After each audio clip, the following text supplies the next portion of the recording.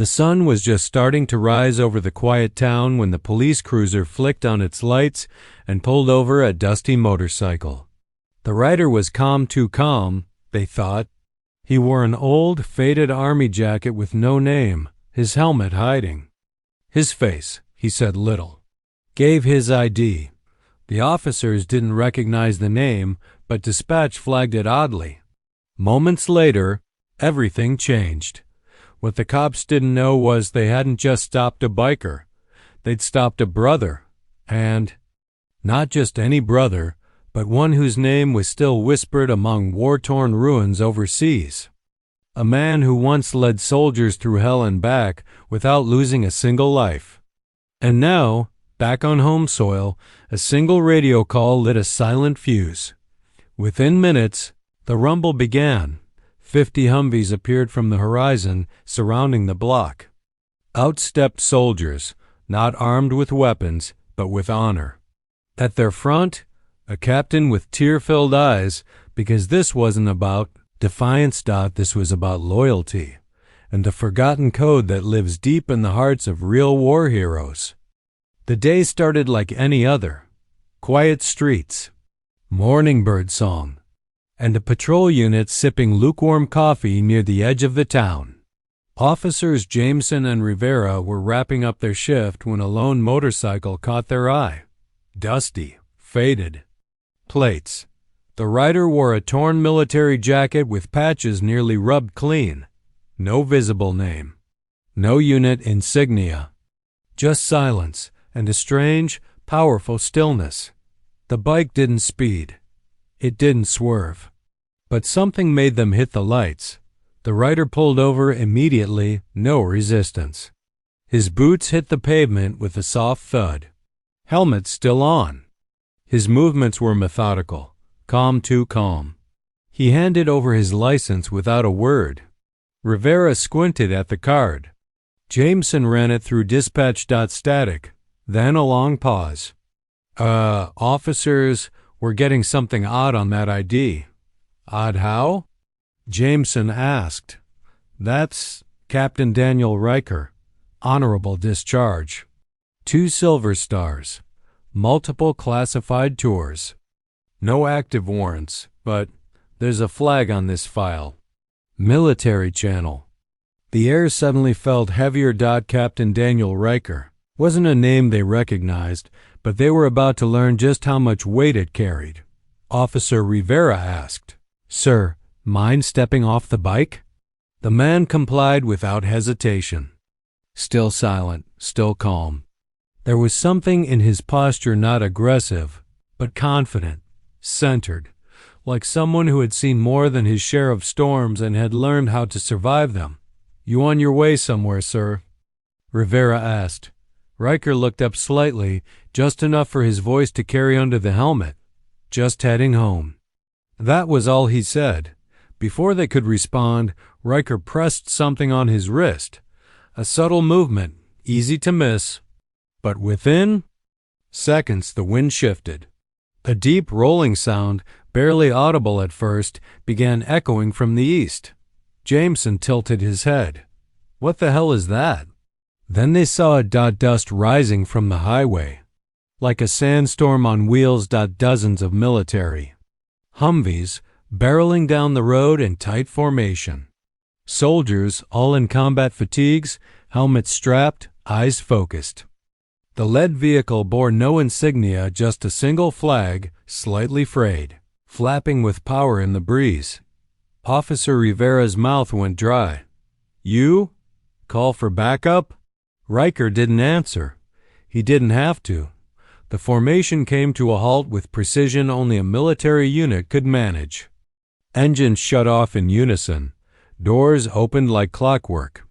Out stepped men and women, some scarred, some young, some old, but all shaped by something more than training. Battlefield courage, brotherhood, the unspoken bond of shared survival. And at their front, stepping out last from the lead Humvee, was a tall figure in desert camo, his chest full of ribbons, his face hard but human. Captain Elijah Maddox. He walked slowly toward the patrol car, passing Officer Jameson without a glance. His eyes were locked on Riker, who had now removed his helmet. His face was lean, sun-aged, with eyes that carried storms. Maddox stopped. "Captain Riker," he said, voice steady. "Heard there was a misunderstanding." Jameson and Rivera now stood, frozen, not with fear but with awe. The two men before them weren't just soldiers. They were legends in flesh. Riker nodded slightly. They were doing their job. Maddox turned toward the officers. "No offense meant, gentlemen, but this man right here," he pointed, "he's the reason 50 of us are still breathing. He carried his team through enemy fire, extraction zones, and ambush so tight they wrote him off as dead, twice." The silence was thick. "This isn't a protest," Maddox added. "It's a reminder. You stopped a man whose story never made the news, but he wrote his legacy in the blood and breath of soldiers." Jameson swallowed hard.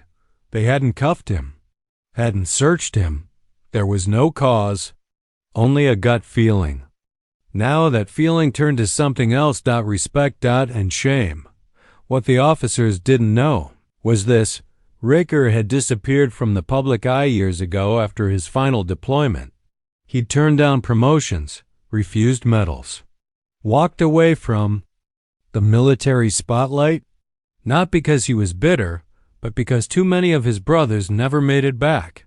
He rode across the country now, visiting families of fallen soldiers, men and women he once commanded, bringing them dog tags, journals, handwritten letters, anything left behind. He didn't go viral. He didn't post. He just rode, quietly, alone. His mission wasn't over. He carried battlefield ghosts, not for glory, but to keep their stories alive. Real war heroes. Forgotten heroes. Maddox placed a hand on Riker's shoulder. "We're with you, brother." The soldiers behind him stood in solemn silence, a formation of flesh and bone, armor and memory. Some of them had been there in Kandahar, where Riker shielded a unit from an IED by positioning his Humvee between them and the blast. Others had been saved when Riker ran 3 kilometers under fire to secure a medevac. Not one of them had forgotten, and they never would. "Officer." Rivera stepped forward. "Captain." "Riker." "We're sorry. No offense was meant." Riker nodded. "None taken." Jameson reached out his hand. "Thank you for everything." Riker shook it, firmly, like a man who still believed in human decency even after seeing the worst of humanity. Then he turned to his fellow soldiers. With a silent nod, they began to file back into their Humvees. No orders. No sirens. Just loyalty. Just honor. Just the invisible code of unsung heroes. The Humvees didn't leave right away. Instead, they idled like a living shield. Townsfolk started to gather at a distance, watching the extraordinary sight unfold, a convoy of disciplined soldiers encircling a man most had never heard of, but all now felt they should have known. Captain Daniel Riker sat on the curb beside his motorcycle, the faded army jacket draped across his back like armor. Officer Jameson stood nearby, still stunned, trying to piece it all together. He finally asked the question that had been growing louder in his mind. "Captain, who are you really?" Riker looked at him, not arrogantly, not reluctantly, but like a man who'd been asked that question before and never quite knew how to answer it. "I'm no different than the ones who didn't come home." His voice cracked just slightly on the last word. Captain Maddox stepped in. "He won't say it himself, but I will." And so began a story that wasn't meant for cameras or medals. A story stitched together with battlefield courage, soldier, sacrifice, and the kind of quiet leadership you don't learn from textbooks. It began in Afghanistan. 2009. Riker was just a lieutenant then, young, unshaken, and already earning respect for the way he listened more than he spoke. Deployed to a volatile zone near the coast border, his unit was outnumbered and undersupplied. The terrain was merciless. the enemy relentless. But Riker wasn't the kind to bark orders from safety. He walked every patrol. Ate less, slept less. The soldiers called him Ghost Leader, not because he was invisible, but because he was always where they least expected him and most needed him. In one notorious firefight, when his platoon was ambushed from two sides, Riker coordinated air support while dragging a wounded radio man to cover under fire. No hesitation. No fear. That day they lost 2 men. Riker never forgave himself. He carried their tags with him from that day forward. Even now, as he sat in the shadow of a police cruiser, those same tags hung silently beneath his jacket. Maddox continued. Riker doesn't like talking about it. But in 2011, we were surrounded. For 36 hours at Firebase Solomon. No food, no water, ammo running dry. He told us to prep to die like warriors, then he disappeared into the hills. Came back 2 hours later with an entire Afghan village behind him. Elders, donkeys, food, water. He saved 28 lives that night. Jameson shook his head slowly. Why isn't this in any documentary? Why don't people know? Riker spoke up again. Because this isn't about me. It's about them. He reached into his saddlebag and pulled out a leather-bound book. Frayed at the edges, a journal dot inside were photos, names, dates, letters to families. Stories of unsung heroes, young men and women who had faced death with honor and had asked for nothing in return. This was his tribute, page after page, to the real war heroes, his comrades. His brothers and sisters, Rivera gently asked. You visit their families? Riker nodded. When I can. I give them something, words, a memory, a piece of their loved. When they didn't get in the casket, it wasn't just a mission. It was penance. A form of survival, because Riker, despite the medals tucked away somewhere in a box, had never forgiven himself for surviving when others hadn't. That's what made him different. He didn't seek recognition. He sought redemption. A few townsfolk now approached, slowly and respectfully. Among them, a retired Navy man wearing a cap from the Korean War. I don't know who you are, son, he said, but you remind me of my commander in 52. Didn't care about his rank, only his men. Riker stood and shook the old veteran's hand, both men exchanging a wordless glance that only soldiers can understand. That's when Maddox added something that made even the officers go still. You want to know why 50 soldiers dropped everything and drove hours to be here today? It wasn't planned. Riker pressed a beacon. A silent signal we all carried just in case. He hadn't used it in over a decade. Rivera looked at Riker. What made you press it today?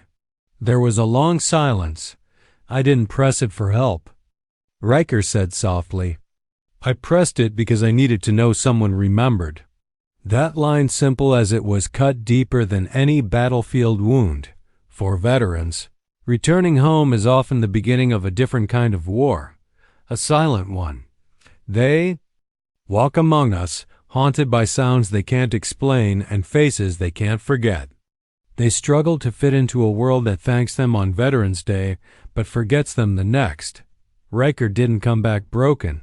He came back burdened, and like so many of our forgotten heroes, he carried it alone until today, 50 soldiers reminded him that brotherhood doesn't expire, that battlefield courage doesn't vanish when the guns go quiet, that no matter how many miles you ride, you're never truly alone. One young soldier in the convoy approached the officers. He couldn't have been more than 22. Sir, he said to Jameson, Riker pulled me out of a burning PC in Mosul. I was 19. My lungs were half full of smoke. I woke up in a field hospital and he was already gone. No credit, no goodbye, just gone. He looked at Riker and smiled. I've been waiting years to say thank you. Riker didn't speak. He just pulled the young man into a hug and held on tight. like a father, like a brother, like a survivor trying to make peace with the ghosts. As the sun began to dip, the convoy prepared to move. Riker climbed back on his bike, but before he started the engine, he turned to the officers. "Take care of each other," he said. "And remember, not all heroes wear badges, not all carry guns. Some just carry memories and try not to let them fade." He gave a single nod to Maddox, and the convoy began to move, one vehicle at a time, rumbling down the road with silent reverence. No sirens, no music. Just the hum of loyalty, just a military tribute in motion. The convoy was gone. The roar of Humvees had faded into memory. But what they left behind rippled far beyond that quiet street. It started with a single post. A local teenager had filmed part of the moment when Riker stood silently among the soldiers, that old motorcycle beside him like a warhorse. The caption read, "They stopped a biker, but they found a legend." The video spread like wildfire, not because of shock value, not because of drama, but because people could feel the truth in it. It was raw, honest, emotional storytelling that didn't need narration. By nightfall, national veteran pages had picked it up, then military tribute channels, then local news stations. Within hours, Captain Daniel Riker, a man who had ridden for years in silence, had become a symbol for every veteran who came home to a country that too often forgot their names. Riker didn't know at first. He had no social media, no smartphone, just a flip phone and a map marked with gold stars where his fallen comrades had once lived. But Captain Elijah Maddox called him a few days later. "You went viral, brother." Riker chuckled. "For what? Parking illegally?" "No." Maddox replied, "For reminding the world what real war heroes look like." In the days that followed, something strange and beautiful began to happen. Letters started arriving at the police station where the encounter took place, dozens of them at first, then hundreds. Not complaints, not protests, just gratitude. From Gold Star families. From fellow veterans, from kids who had never met a soldier, but felt something stir in them when they saw that silent salute. One letter came from a woman in Kentucky. Her brother had served under Riker in Kandahar. He had never spoken of what happened there until he saw the video. That night, for the first time in 10 years, he sat down and told his sister about the ambush, about the man who stayed behind to cover their escape, about Riker, he cried, the letter read, and then he finally slept. Officer Jameson began keeping a journal of his own. Every day he recorded a new story someone had sent in, each one honoring an unsung hero, each one filled with battlefield courage and sacrifice. He realized painfully that for every Captain Riker, there were thousands more whose names the world would never know, but now, thanks to this moment, some of those stories were being told. One Vietnam vet wrote, "We didn't get a welcome. We got silence. But seeing those 50 soldiers stand behind one man, that was our welcome. That was our tribute." Back on the road, Riker kept writing. He didn't stop for interviews. He didn't sign autographs. He just visited more families quietly, leaving folded notes, medals, or sometimes just a handshake and a memory. He never stayed long. He always said the same thing before he left. "They were braver than I ever was." Eventually, a journalist managed to track him down at a veterans cemetery in New Mexico. She asked why he'd never told his story before. Riker looked out over the rows of white headstones, because mine didn't end in the dirt. There was no bitterness in his voice, just a heavy, painful respect for those who didn't make it home, those who never got the chance to grow old, those who, in their final moments, didn't think of medals or flags but of their families. Riker paused. "You can tell my story. Just make sure you tell theirs first." A campaign began not by Riker, but by the soldiers who had served with him. They launched Project Ghost Leader, named after his old battlefield call sign. Its mission: to collect and share the stories of forgotten heroes, from World War II medics to modern-day combat engineers. Not in textbooks. Not in documentaries. But in real words from the men and women who served beside them.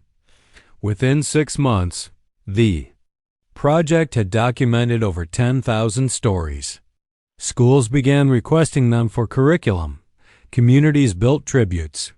Towns that once forgot began to remember. But Riker never let it go to his head. He kept his helmet on. He kept his eyes on the road. Because for him, the mission was never about being seen. It was about seeing them, the faces that had been lost to time and memory.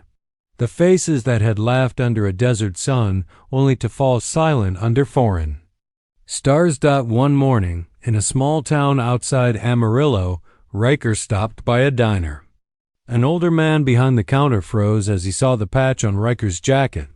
"Ghost Leader?" Riker smiled faintly. "Haven't heard that in a while." The man's eyes welled up. He reached under the counter and pulled out a photo. Young soldiers, dust-covered and tired, grinning after a successful evac. "My boy was in your unit. Corporal Darren Wells." Riker's face changed, softened. He nodded. He was brave. One of the kindest. The man whispered, "You were with him." "When?" Riker placed his hand on the man's shoulder. "He didn't suffer. He fought to the end. He saved 3 men that day. I never got to tell you. I'm sorry." And then he reached into his bag and handed the man a weathered envelope. Inside was Darren's final letter. A letter Riker had kept for years, waiting for the right moment. Now that moment had come. They both cried. They both stood in silence, because sometimes the most powerful tribute isn't a speech. It's a return memory. As the video of the bike stop continued to gain attention, Riker's name became synonymous with real sacrifice, not for fame, not for politics, but for people. His face became a symbol not of war, but of the cost of loyalty, a living reminder that battlefield courage doesn't retire, that true leadership isn't loud, that unsung heroes don't stay unsung forever. Months passed. The video of Captain Riker's silent standoff with the patrol officers became one of the most viewed military tribute stories online. But more than that, it became a movement. Across the country, schools began inviting veterans to speak.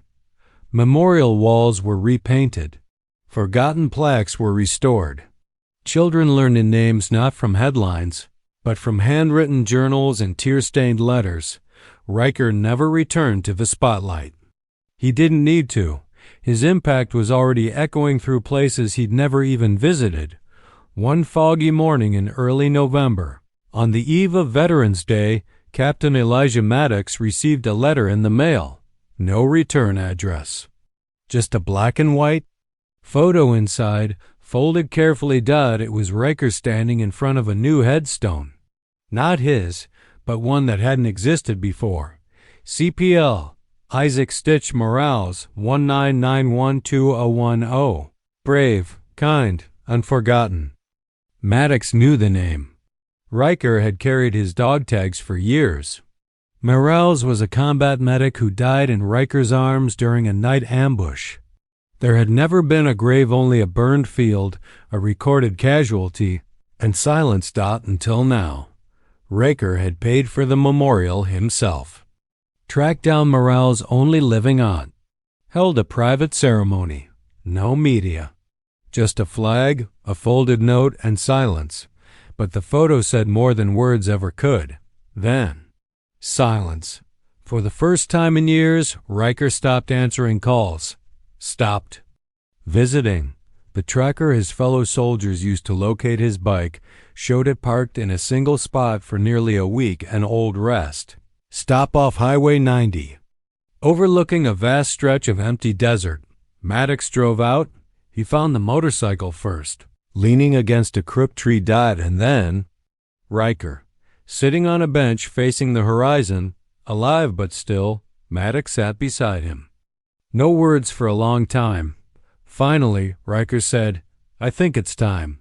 "For what?" Maddox asked. Riker took a deep breath. "To go home." What followed was one final ride, but this time he wasn't alone. Word spread among veterans groups. Project Ghost Leader organized a coast-to-coast tribute in Riker's honor. Hundreds of riders joined in, many of them men and women he had once saved, trained, or inspired. They didn't call it a parade. They called it the Ride of the Remembered. From New Mexico to Arlington, the convoy grew. State-by-state riders with flags tied to their bikes, wearing jackets marked with patches, names, and faces. Not for themselves, but for those who could no longer ride. As they neared Washington, D.C., even state troopers pulled over to salute. They rode in silence, for loyalty, for memory. For sacrifice. At Arlington National Cemetery, a private ceremony was held. No cameras, no politicians. Just soldiers, families, and folded letters once too painful to read aloud. Riker spoke briefly.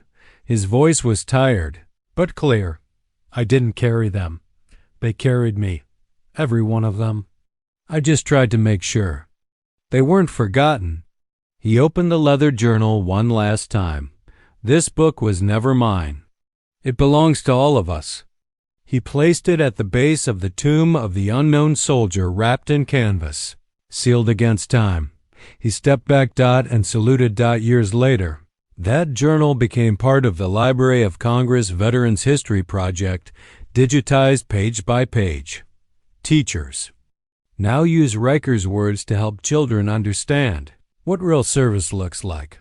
Not the kind you boast about, but the kind you carry quietly. Like a wound that never fully heals, but teaches you how to walk stronger. Today, a statue stands outside that same rest stop in New Mexico. Not of Riker himself, but of a motorcycle and a jacket. A plaque underneath reads, "For the ones who rode alone, so others never had to." People still leave coins, patches, and flags there. They tell their kids stories they once kept buried. They remember. Not because of fame, not because of trending videos, but because honor is contagious when lived, not preached. Riker never wanted to be a hero. He just didn't want them to be forgotten. And in doing so, he became one. A true symbol of battlefield courage, soldier sacrifice, and the quiet fire of real war heroes. He reminded us that inspiration isn't found in noise, it's found in silence, in loyalty, in moments of connection, and sometimes in the hum of an old motorcycle riding across the heart of a grateful nation.